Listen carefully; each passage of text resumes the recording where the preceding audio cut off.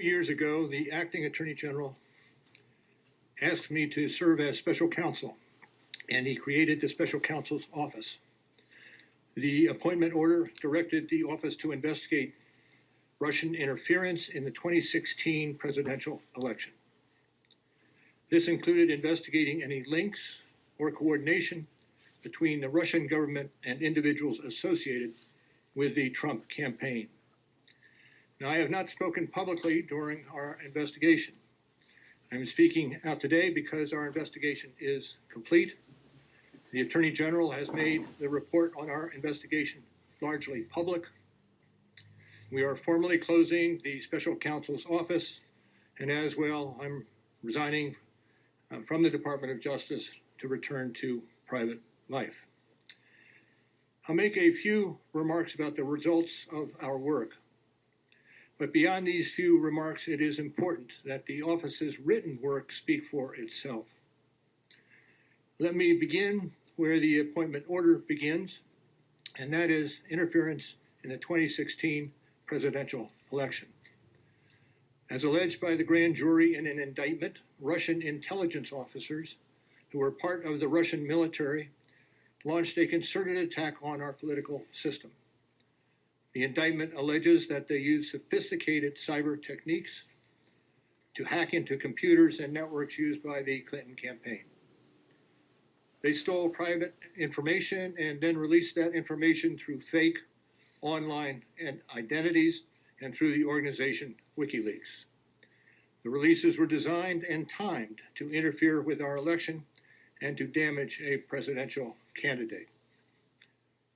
And at the same time, as the grand jury alleged in a separate indictment, a private Russian entity engaged in a social media operation where Russian citizens posed as Americans in order to influence an election.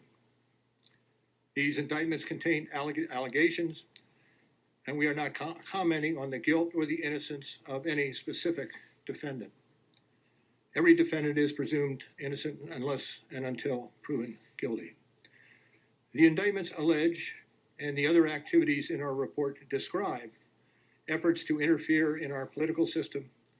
They needed to be investigated and understood, and that is among the reasons why the Department of Justice established our office. That is also a reason we investigated efforts to obstruct the investigation. The matters we investigated were of paramount importance.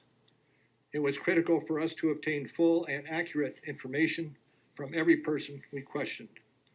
When a subject of an investigation obstructs that investigation or lies to investigators, it strikes at the core of the government's effort to find the truth and hold wrongdoers accountable. Let me say a word about the report. The report has two parts, addressing the two main issues we were asked to investigate. The first volume of the report details numerous efforts emanating from Russia to influence the election.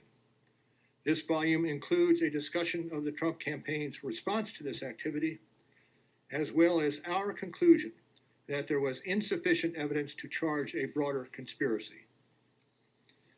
And in the second volume, the report describes the results and analysis of our obstruction of justice investigation involving the president. The order appointing me special counsel authorized us to investigate actions that could obstruct the investigation. We conducted that investigation, and we kept the office of the acting Attorney General apprised of the progress of our work. And as set forth in the report, after that investigation, if we had had confidence that the president clearly did not commit a crime, we would have said so. We did not, however, make a determination as to whether the president did commit a crime. The introduction to the volume 2 of our report explains that decision. It explains that under long-standing department policy, a president cannot be charged with a federal crime while he is in office. That is unconstitutional. Even if the charge is kept under seal and hidden from public view, that too is prohibited. The special counsel's office is part of the Department of Justice, and by regulation, it was bound by that department policy. Charging the president with a crime was therefore not an option we could consider. The department's written opinion explaining the policy makes several important points that further informed our handling of the obstruction investigation. Those points are summarized in our report, and I will describe two of them for you. First, the opinion explicitly permits the investigation of a sitting president because it is important to preserve evidence while memories are fresh and documents available. Among other things, that evidence could be used if there were co-conspirators who could be charged now. And second, the opinion says that the Constitution requires a process other than the criminal justice system to formally accuse a sitting president of wrongdoing. And beyond department policy, we were guided by principles of fairness. It would be unfair to potentially accuse somebody of a crime when there can be no court resolution of the actual charge. So that was Justice Department policy.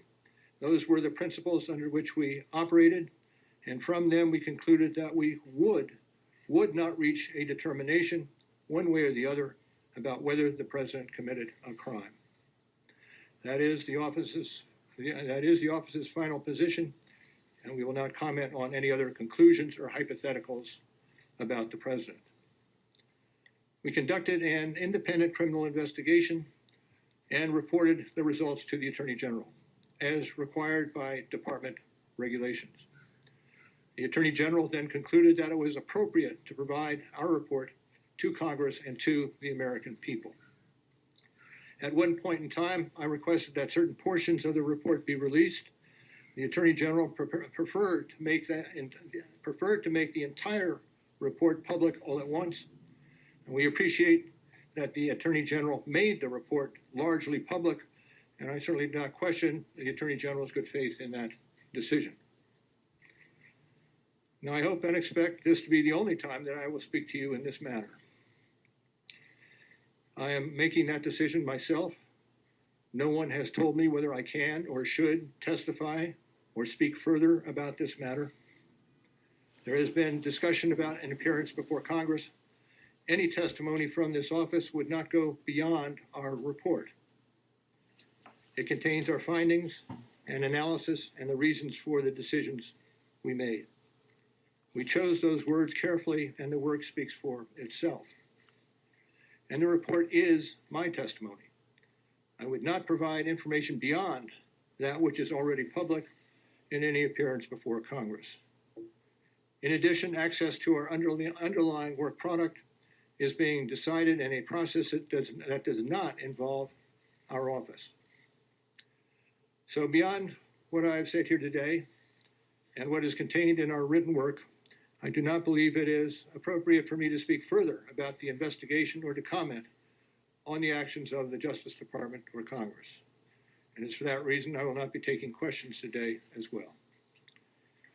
Now, before I step away, I want to thank the attorneys, the FBI agents, the analysts, the professional staff who helped us conduct this investigation in a fair and independent manner. These individuals, who spent nearly 2 years with the Special Counsel's Office, were of the highest integrity. And I will close by reiterating the central allegation of our indictments, that there were multiple, systematic efforts to interfere in our election. And that allegation deserves the attention of every American. Thank you for being here today.